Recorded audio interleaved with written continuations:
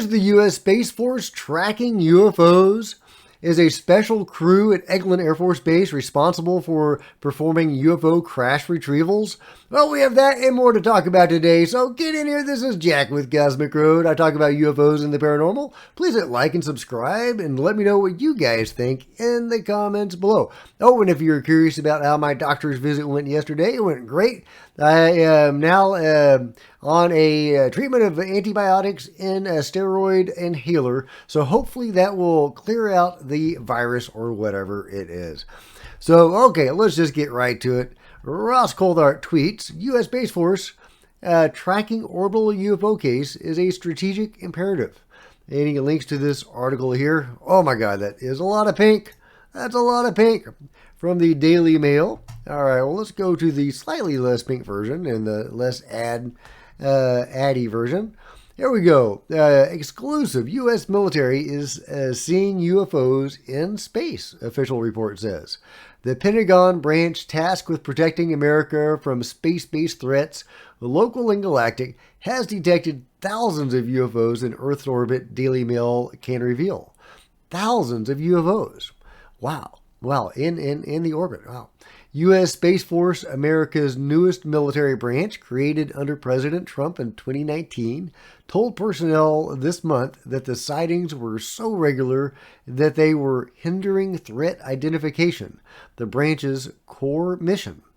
Wow, so they're actually interfering with their core mission. Wow, that's pretty numerous. That's pretty numerous. While many of the sightings will prove to be man-made space junk and natural debris like meteoroids, U.S. foreign adversaries continue to launch spy satellites like North Korea's new Malagyong-1 and other covert orbital platforms. One new concern, Space Force noted, the risk of threatening spacecraft hidden in the large unwatched area between Earth and the Moon, dubbed the cislunar orbit. In their new report published this month, the Space Force's leadership emphasized the importance of finding these grave threats among mere hazards like space junk. But the military branch also went into considerable detail on a weirder new category of potential hazards and threats. Space Force's mandate to rapidly identify and respond to threats and hazards, the strategy document noted, also includes objects that exhibit abnormal observables in patterns of life and cannot be correlated to any owner or point of origin. Boom! There you go, guys. Shockingly, there are spaceships in space, right? I love it. And the Space Force is tracking these things. What other involvement does the Space Force have with UFOs and potentially the UFO control group? It's a very new branch, so you wouldn't think that it would be heavily entrenched in the UFO control group, unless that was its mission all along, which of course is always possible. We just don't know. We just don't know. But it is really intriguing that they are seeing all these UFOs. Are they going to release this data to the public? Are they going to show videos and images of these objects in space? Is there going to be a press conference by Space Force talking about UFOs? Well, I guess we'll have to stay tuned, and I will link to this article, and you can read even more details at your leisure. Let's see, moving on to the next story, we have Chris Sharp, who says the United States Air Force First Special Operations Component Maintenance Squadron, based in Eglin Air Force Base, Florida, may be involved in the transportation of UAP material. All right, Christopher Sharp, tell us all about it. Actually, information that we had in the original story, single-sourced information in terms of one piece of information, and then multi-sourced in another piece of information, which I'll get down to. So the first thing was that I was hearing that the US Air Force's First Special Operations Component Maintenance Squadron is involved in a potential transportation of such materials. Now that's based in Eglin Air Force Base, Florida, which is the exact facility that representatives were denied access to a few months ago, including Representative Luna and Representative Burchett. because someone who from that base, a pilot, saying that they had seen U.A.P. over the Gulf of Mexico. So I think that's really, really interesting, definitely, and something to explore and to investigate further and see if you can corroborate with other sources. I just want to point out, because your audio kind of clipped there for a second, but I want to make sure our audience understands that. So there's a pilot who saw something out of Eglin Air Force Base in Florida. Members of Congress went to try to go there. They were told they're not allowed to go there. They're not allowed to see what they have there. And this is where this Air Force Special Operations information you're getting, operations, is coming out of Eglin Air Force Base. Yeah, it just so happens it's coincidental that this unit is also based there, which I find quite interesting. Yeah, coincidental. Is it coincidental? I don't know. And of course, they're talking about the incident where Tim and Anna and Matt Gaetz went down there to review this material, and they were denied. And after hours of pleading their case and trying to batter the doors down, apparently Mike Rogers stepped in and allowed Matt Gaetz to view some of the material. And he's talked about that experience, and we can go to that. Several months ago, my office received a protected disclosure from Eglin Air Force Base indicating that there was a UAP incident that required my attention. I sought a briefing regarding that episode and brought with me Congressman Burchett and Congresswoman Luna. We asked to see any of the evidence that had been taken by flight crew in this endeavor and to observe any radar signature as well as to meet with the flight crew. We were not afforded access to all of the flight crew. And initially, we were not afforded access to images and to radar. Thereafter, we had a bit of a discussion about how authorities flow in the United States of America, and we did see the image. And we did meet with one member of the flight crew who took the image. The image was of something that I am not able to attach to any human capability, either from the United States or from any of our adversaries. And I'm somewhat informed on the matter, having served on the Armed Services Committee for 7 years, having served on the committee that oversees DARPA and advanced technologies for several years. When we spoke with the flight crew, and when he showed us the photo that he'd taken, I asked why the video wasn't engaged, why we didn't have a FLIR system that worked. Here's what he said. They were out on a test mission that day over the Gulf of Mexico. And when you're on a test mission, you're supposed to have clear airspace. Not supposed to be anything that shows up. And they saw a sequence of 4 craft in a clear diamond formation for which there is a radar sequence that I alone have observed in the United States Congress. One of the pilots goes to check out that diamond formation and sees a large floating, what I can only describe as an orb. Again, like I said, not of any human capability that I'm aware of. And when he approached, he said that his radar went down, he said that his FLIR system malfunctioned, and that he had to manually take this image from one of the lenses, and it was not automated in collection, as you would typically see in a test mission. So I guess I'll start with Commander Fravor.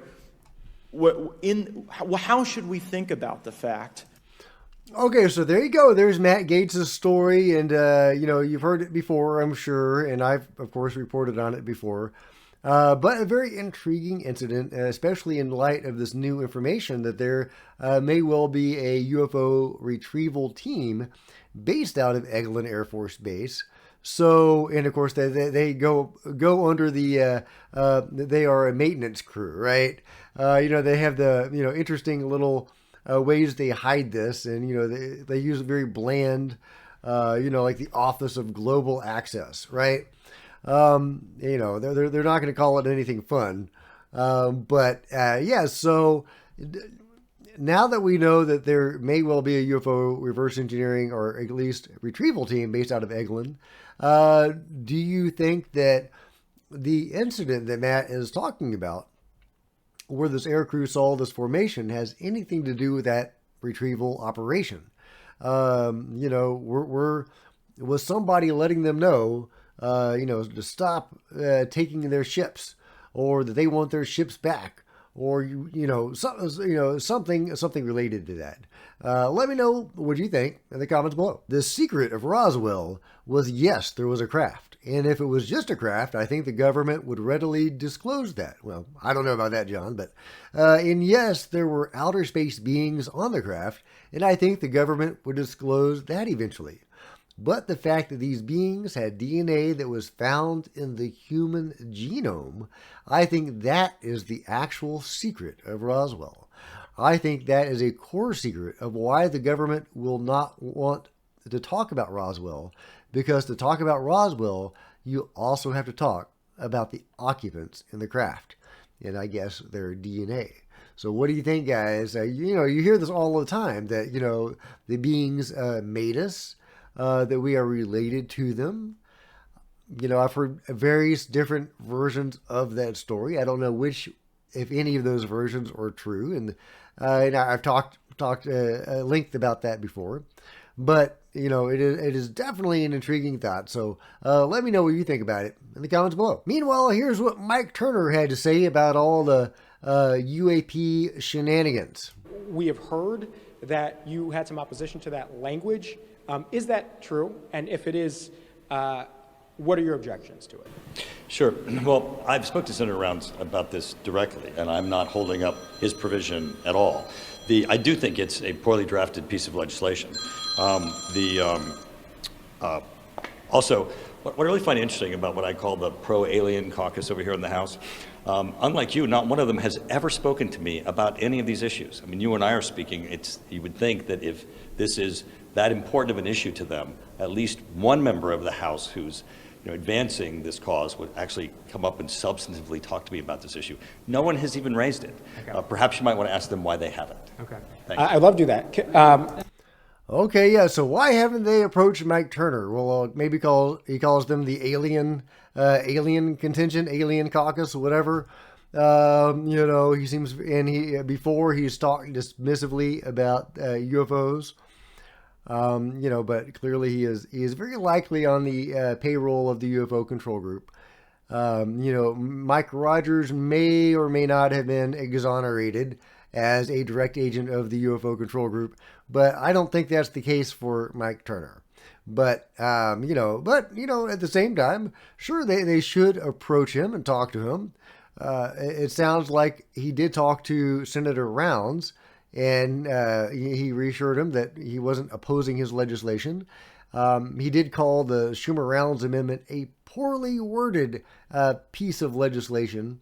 I don't know enough about legislation to know what is poorly worded or not. I know it's a fairly lengthy and robust piece of legislation. So let me know if you think it's poorly worded, or if Mike is just being his usual, anti-UFO, or at least pro-cover-up self. Meanwhile, another researcher has taken a dive into the MH370 rabbit hole. There was a recent debunking video about the MH370 incident, and one of the pieces of evidence laid against it being a genuine anomalous event was the idea that the clouds were static, right? As if it wasn't a real sky, it was just, a static image. Well, this researcher says not so fast. We've all seen the video. Some have stated that the footage is fake because the clouds are not even moving. Let's investigate. And if my head blocks any of that off, I apologize. To detect possible movement, we could speed up the footage. Sadly, the segments between mouse pans are too short to be able to detect convincing cloud movement.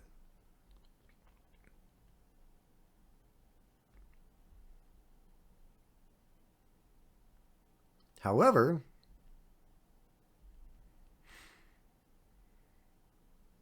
this section of segment A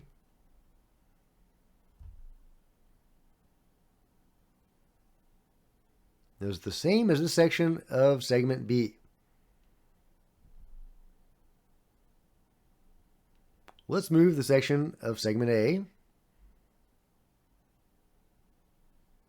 and align it with the section of segment B, thereby extending the clip. At 600 times speed, 6 times speed, there is definitely some movement visible. And I am going to, okay. You need to be able to see the bottom of the screen. So let's go back to that.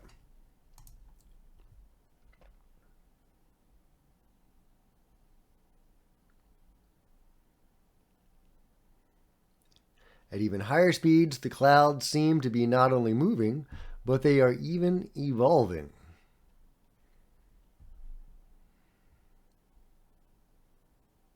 Yeah, you can clearly see them moving. That's true. Right around there.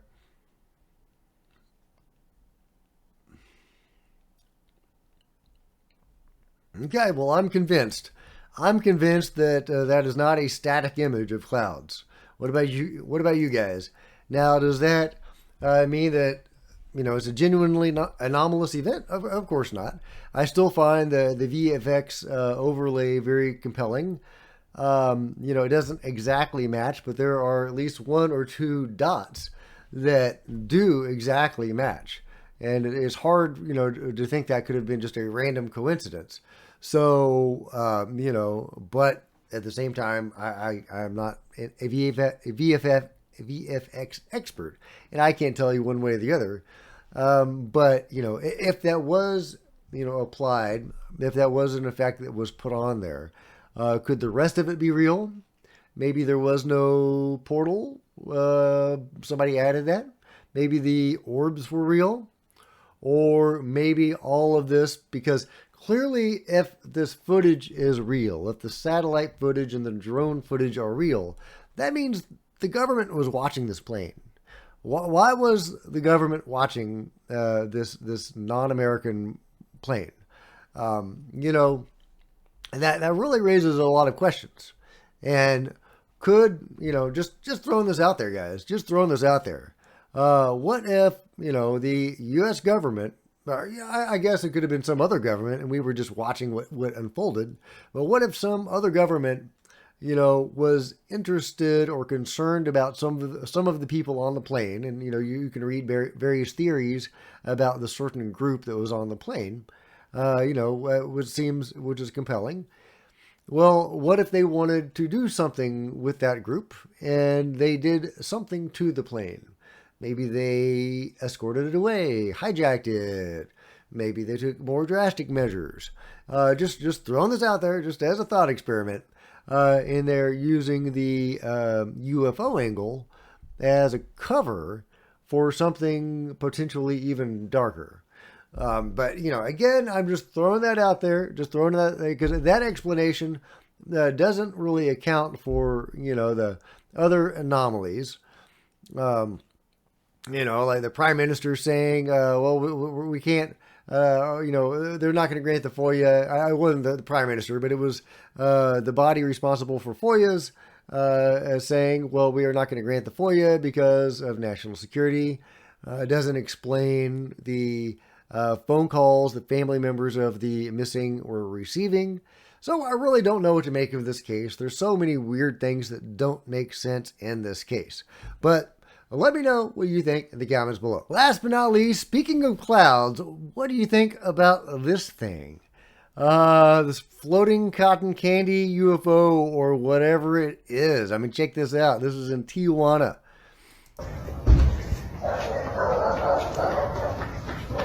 There's the ambient noise. Okay, so check it out. Check it out. We've got this crazy cloud UFO. This is the second cloud UFO I've covered. If you want to see a really juicy one, go check out. I have a bunch of playlists now, so go check out my playlists. One of them are UFO videos. One of them is my experiences. One of them is the control group. One of them is pictures and videos of UFOs and aliens and information about that. But this is really gangbusters. I love it. I love it. It's just so weird. I don't know if I'd want to touch that, guys.